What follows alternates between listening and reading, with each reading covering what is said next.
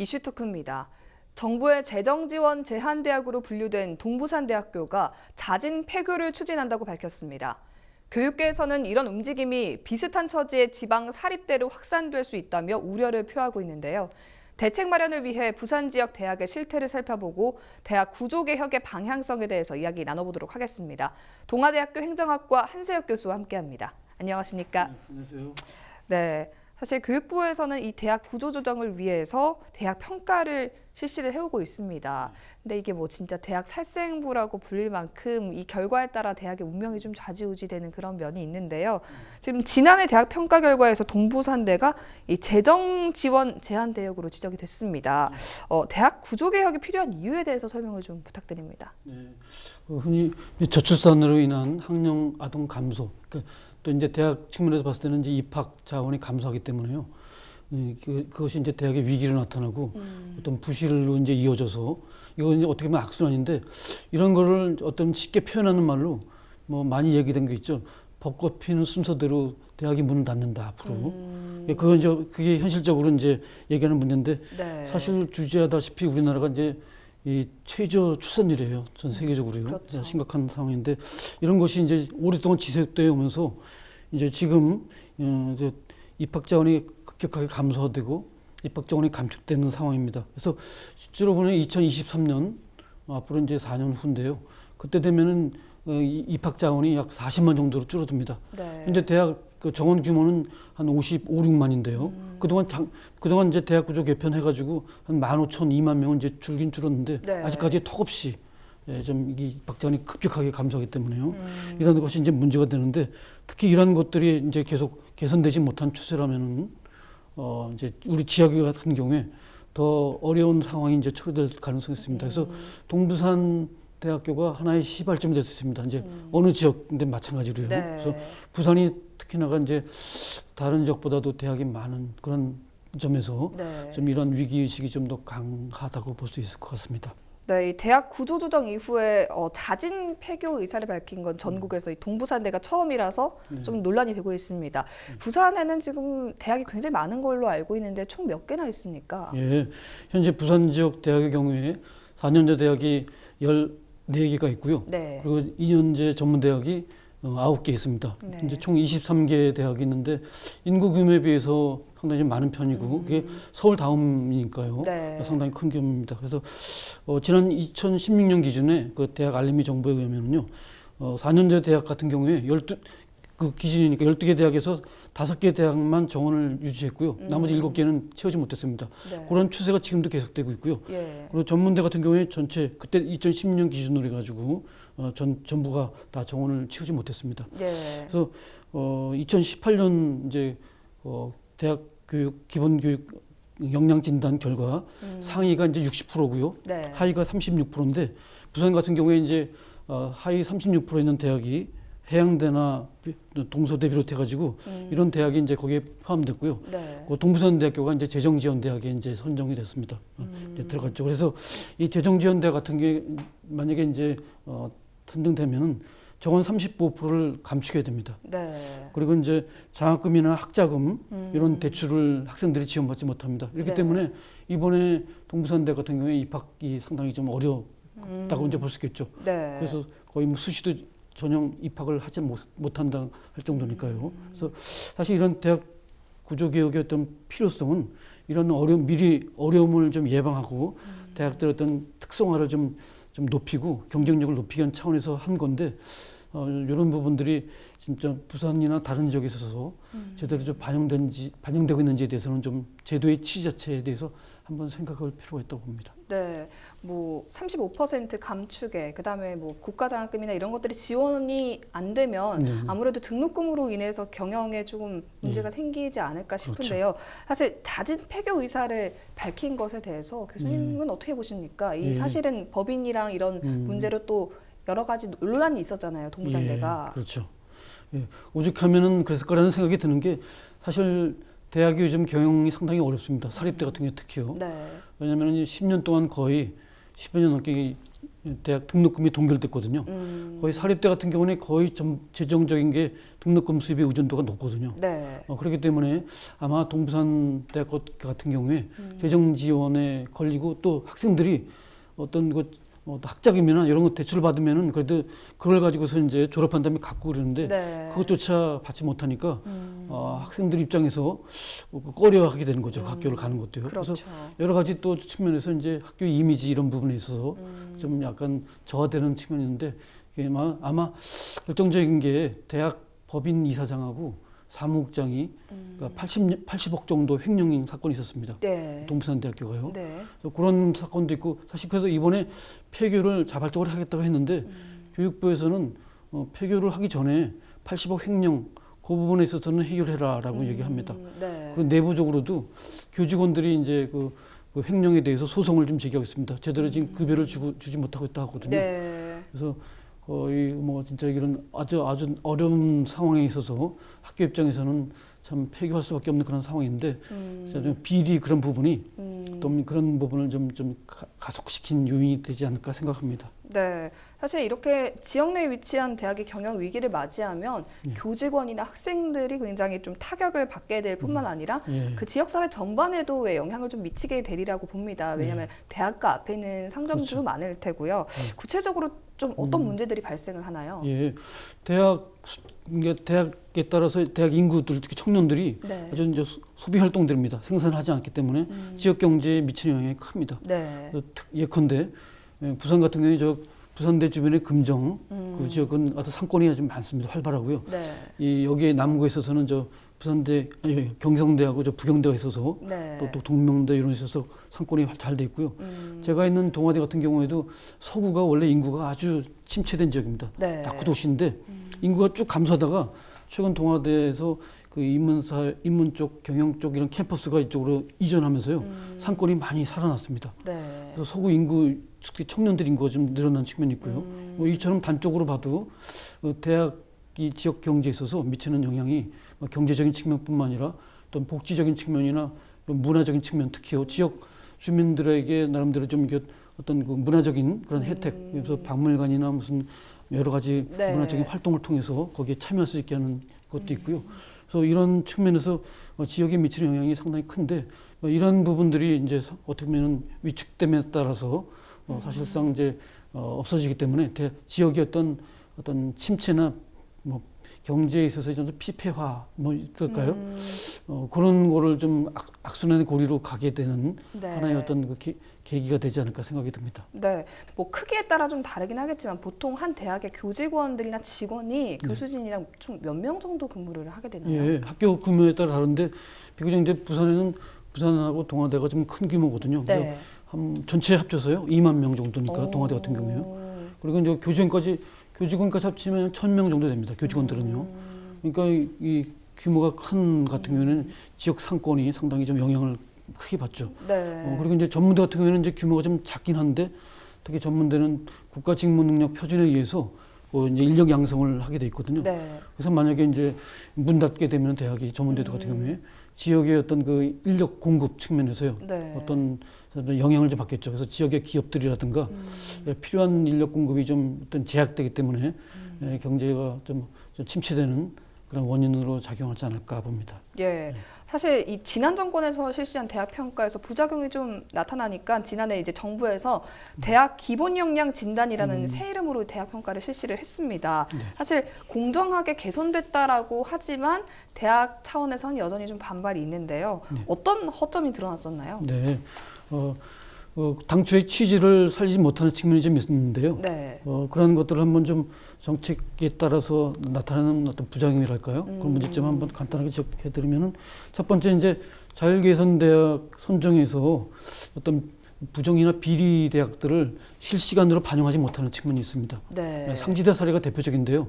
상지대가 이제 예전부터 오랫동안 관성이사 체제로 갔습니다. 비리 때문에요. 네. 근데 그런 부분을 이제 털고서 새롭게 이제 학교가 이제 출범하려고 했는데 과거에 그런 그 비리 사건이 현재 발목 잡아가지고 사실 그 대학이 좀 평가에서 별로 이렇게 좋은 점수를 못 받은 그런 현상이 있습니다. 그래서 네. 어떻게 보면 가능한 한 그 시간을 맞춰서 실시간으로 그런 것들이 이제 반영돼야 되는데 이게 약간 이제 시간적인 갭에 의해서 네. 이제 나타나는 측면이 있고요. 그리고 두 번째는 이제 권역별 평가를 통해서 지역 균형 발전을 도입한다고 했는데 이것도 좀 제대로 이제 반영되지 못하는 측면이 있습니다. 사실 지난번 그 평가에서 그 자율개선대학에 선정된 비율을 보면은 네. 수도권은 90% 이상이 넘습니다. 반면에 이제 지방대학은 65% 정도 뽑을 정도로 30% 이상 그런 그러니까 자율개선대학에 선정된 것이 이제 어떤 감축이나 그런 제한이 없거든요. 네. 그러니까 비교적 이제 좋은 조건으로 이제 할 수 있는 거죠. 그래서 뭐 그런 측면을 봤을 때 아직까지 여전히 어떤 수도권 편중된 그런 운영이 이루어지고 있다는 측면이 있습니다. 그리고 사실 수도권에 있는 대학들이 규모가 다 큰 대학들입니다. 네, 맞습니다. 15,000명, 2만 명 되고 있는데요. 지역 같은 경우에는 그런 큰 대학이 각 지역 거점 지역별로 막 한 두세 개밖에 안 되거든요.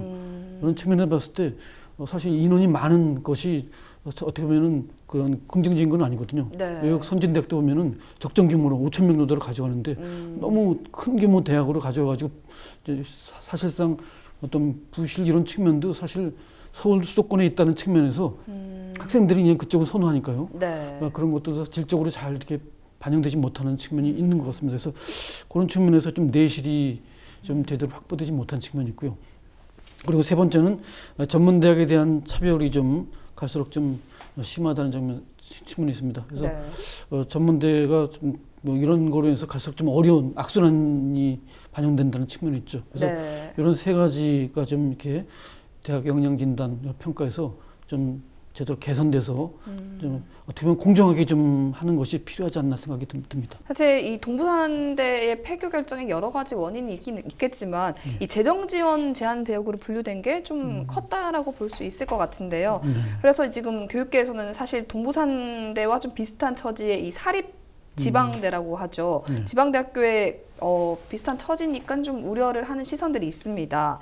정부의 대학 구조 개혁에 대해서 교수님은 어떻게 평가를 좀 하십니까? 예, 교육부도 사실 이제 이런 대학 구조 개편 정책을 추진하면서 취지는 대학의 자율성을 존중하겠다. 그리고 지역 대학에 대한 배려를 강화하겠다. 네. 그리고 이제 대학의 평가 부담을 좀 완화하겠다라는 그런 취지로 얘기했고요. 그리고 이제 지금까지 그런 거를 이제 시행했는데 사실 이런 취지를 저도 아주 좋다고 생각합니다. 그런데 이런 것이 실제로 대학 구조 개편이나 그리고 이런 정책을 집행하는 과정에서 이런 어떤 취지가 제대로 좀 반영됐는가라는 측면에서 보면은 저는 좀 긍정보다는 부정적인 측면이 좀 강하다고 생각됩니다. 네. 그래서 사실 거슬러 가면은 1996년에 그 김영삼 정부 때 이제 대학 설립에 대해서 준칙주의라는 것으로 이제 바꿨습니다. 그 전에 인가였다가요. 네. 준칙주의가 바뀌면서 설립 요건이 이제 많이 완화된 거죠. 그래서 제대로 요건을 갖추지 못한 대학이 그때 많이 들어왔어요. 거의 2년 사이에 60개 대학이 우리나라에서 만들어졌습니다. 네. 그래서 이런 것이 사실 정부 정책에 있어서 기본적으로 근본적인 부분이 있는데 이런 것은 그러니까 대학 설립 요건에다가 자율성이라든가 그리고 이제 지역의 어떤 지방 대학의 어떤 책무성 같은 거 이런 걸 좀 강하게 원천적으로 부여할 필요가 있습니다. 다 이렇게 진행된 다음에 이거를 뒤로 해봤자 사후 약방문격이거든요. 그래서 저는 설립 단계부터 이런 취지를 좀 이렇게 반영해가지고 인가를 해주는 것이 좀 필요하다 생각이 듭니다. 그리고 지금까지 정부하고 교육부가 여러 가지 이제 평가 지표도 보면은 이 서울이나 국립대학 중심으로 해가지고 유리하게 좀 이렇게 한 측면이 있습니다. 네, 맞습니다. 뭐 실제로도 예전 어떤 그 지난해 평가 때요 서울의 어떤 유수대학 Y대학이 사실 그 걸렸다고 합니다. 그 평가에서요. 네. 근데 발표할 때는 그게 빠졌습니다. 사실 이런 것이 정치적인 고려가 작용한 측면이 있습니다. 네. 사실 이런 것들은 투명하지 않은 측면이 있거든요. 그래서 진짜 저는 평가 기준도 아주 공정하게, 페어하게 하고 사실 이런 것들이 지역에 따라서 유불리가 그런 인상을 갖지 않도록 하는 것이 무엇보다 더 중요하다고 생각을 합니다. 네, 사실 이 앞에 저희가 이제 지역 대학이 지역에 미치는 영향에 대해서 이야기를 좀 나눠봤지 않습니까? 그래서 이렇게 지역 대학이 문을 닫게 되는 것이 부산시 차원에서도 좀 타격이 있겠다라는 생각이 들어서 시 차원에서 좀 지원이 있으면 좋겠다 이런 의견도 있거든요. 네. 지역 차원에서 어떤 대책들을 좀 고려해 볼 수 있을까요? 예. 사실 지역의 혁신 체계에서 중요한 요소가 대학이기 때문에 지방자치단체가 역할을 할 필요는 있습니다. 일정 부분요. 네. 그래서 예컨대 이제 재정 지원해주면 가장 좋은데 부산의 어떤 시재정도 좀 넉넉치 않은 측면이니까 네. 관련 조례나 이런 것들 제정해서 좀 분위기를 만드는 것도 필요할 것 같고요. 네. 특히 일자리만 잘만 만들어 준다면은 지역의 대학 학생들이 서울로 안 빠져나갑니다. 맞습니다. 근데 저 같은 경우에도 제가 지도하는 학생들 중에 올해 최근 들어서 자퇴율이 상당히 높습니다. 자퇴율이요? 예. 저뿐만 아니라 제가 있는 소속되는 사회과학대에도 자퇴율이 좀 높았는데 그 이유를 보면요, 앞으로 비전을 보니까 좀 그 취직 기준의 학생들은 가장 중요한 문제거든요. 그래서 네. 취직 때문에 일자리를 좀 아예 대학 졸업하는 것보다는 취직이 낫다는 그런 일찌감치 갖고 있고요. 또 많은 경우가 또 수도권 쪽으로 학생들이 좀 이제 편입을 하는 경우가 많습니다. 네. 그래서 사실 부산에 있는 아마 전 학교가 마찬가지라고 보여지는데요. 그래서 학생들이 이렇게 좀 빠져나가지 않도록 좀 부산시가 좀 제대로 된 일자리를 좀 많이 창출하는데 네. 제 역할만 하면 참 좋을 것 같고요. 필요한 어떤 비전이나 로드맵 같은 것도 좀 제시해 주면은 좀 약간 안정되게 어떤 좀 이렇게 지역의 대학으로서 어떤 역할을 좀 강화시키는데 도움이 될 것 같고요. 그리고 사실상 지역의 학교들이 또 대학 구조 개편에 부응하느라고요. 네. 상당히 어려운 재정에서 교사 학벌이나 교수 충원율이라든가 이런 걸 갖추느라고 출혈을 많이 했거든요. 네. 그런 측면에서 봤을 때 어떤 지역에 있는 쉽지 않지만은 지역에 있는 어떤 기업들하고 대학하고 좀 연계를 좀 활성화될 수 있도록 네. 좀 시가 좀 중재자 역할을 좀 해주셨으면 좋겠다라고 보여지고요. 그리고 아무튼 지역 혁신 체제를 구축하기 위해서 어떻게 보면 지방 정부 역할이 이제 가장 중요한데 이 지역에서 생산된 특히 지방 대학에서 생산된 지식이나 이런 것들이 어떤 요소에 좀 잘 이렇게 좀 흘러가지고 그런 네. 것이 이제 활용돼서 실제로 지역 산업이나 지역 경쟁력 강화로 이어질 수 있도록 하는 어떤 정책적인 측면에서 좀 어떤 좋은 어떤 프로그램을 좀 개발하는 것도 좀 필요할 것 같습니다. 예.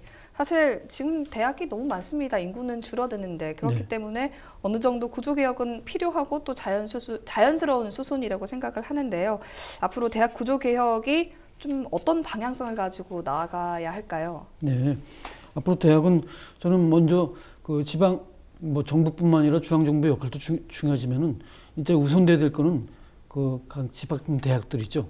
지방 대학이 자율성을 스스로 확보해야 됩니다. 네. 그리고 책무성도 스스로 이행해야 되고요. 그리고 이제 경쟁력 이거는 누가 해주는 것이 아니거든요. 네. 지방 대학 스스로 경쟁력을 갖춰야 됩니다. 근데 지금까지는 사실 중앙정부 교육부에서도 이런 대학역량 기본진단이나 이전에 한 그런 구조 개편도 어떻게 보면 경쟁력 강화를 위해서 특성화 강화를 위해서 한다고 했는데 사실 이거는 주체가 대학입니다. 네. 사실 근데 대학이 너무 좀 의존적인 경향이 있습니다. 근데 사실 어떻게 보면 저는 시장 원리에 좀 맡기는 측면도 좀 이번에 가져가면서 네. 부실하고 진짜 회복 능력이 없거나 특히 투명하지 않고 비리에 있는 대학들은 과감하게 퇴출시키는 어떤 퇴로를 만들어줄 필요가 있다고 봅니다. 네. 근데 현재 우리 같은 제도에 있어서는 교육부에서도 사실 퇴로를 제대로 지금 마련하지 못하고 있어요. 그래서 이번에 이제 폐교 절차나 이런 것들을 좀 제도로 하시키기 위한 어떤 공감대 확보를 위한 노력을 한다고 하긴 하는데요. 네. 사실 이런 것이 제대로 갖춰지지 않기 때문에 사실 대학을 만든 사람이 이제 쉽게 할 수 있고 그리고 지역 대학 간의 어떤 통폐합도 좀 이렇게 좀 촉진시킬 수 있는 네. 그런 분위기를 만들어줄 필요가 있다고 보는데 이런 여건들이 지금 갖춰지지 않은 측면이 있거든요. 네. 그래서 저는 근본적인 거는 대학 설립을 앞으로 이제 설립은 쉽지 않겠지만 네. 운영하는 데 있어서 좀 투명성을 좀 더 강화시키는 방향으로 좀 할 필요가 있고요. 대학 구조 개혁이 진짜 그 균형 발전이라는 어떤 큰 목표와 어떤 특성화를 통해서 지역 발전 이런 거를 통해서 좀 아마 당초 이런 취지로 이제 추진돼 왔으니까 네. 사실 이런 것을 살리기 위한 방향으로 이런 역량 진단이 이루어진 것이 필요하다 생각이 됩니다. 예. 뭐 오늘 부산 지역 대학 실태 살펴보고 대학 구조개혁 방향성에 대해서 이야기 나눠봤는데요. 오늘 함께 해주셔서 진심으로 고맙습니다. 예, 감사합니다.